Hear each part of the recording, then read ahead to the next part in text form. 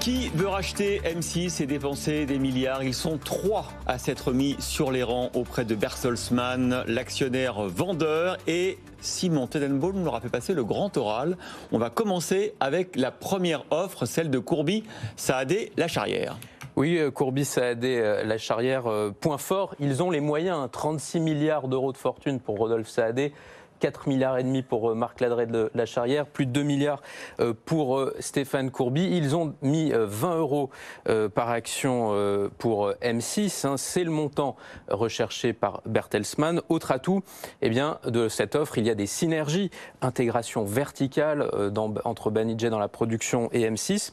Point négatif, on rappelle que ce deal doit être bouclé très rapidement avant le renouvellement de la fréquence d'M6 en 2023.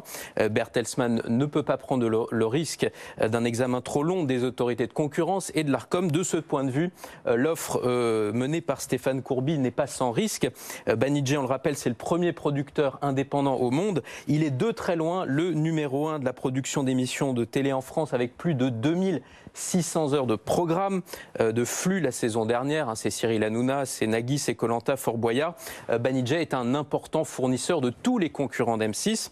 Pas de problème en revanche pour Rodolphe Saadé et Marc Ladreit de Lacharrière qui ont une présence plus modeste dans le secteur des médias, l'un avec La Provence, l'autre avec Webedia et la société de production Éléphant.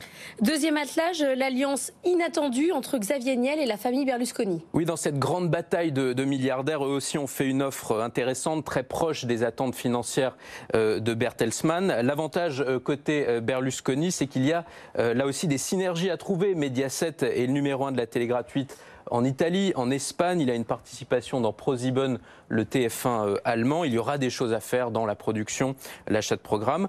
C'est plus compliqué en revanche pour Xavier Niel d'un point de vue antitrust. Il a le co-contrôle de Mediawan. La société est le numéro 1 français de la production de séries télé. Joséphine Ange Gardien, Le Flambeau, 10%, 116 heures de séries produites la saison dernière. Mediawan, c'est aussi le numéro 3 de la production d'émissions avec C'est à vous, c'est dans l'air. Xavier Niel, en tant que propriétaire d'Iliade Free, est aussi présent dans la distribution de chaînes de télévision, évidemment.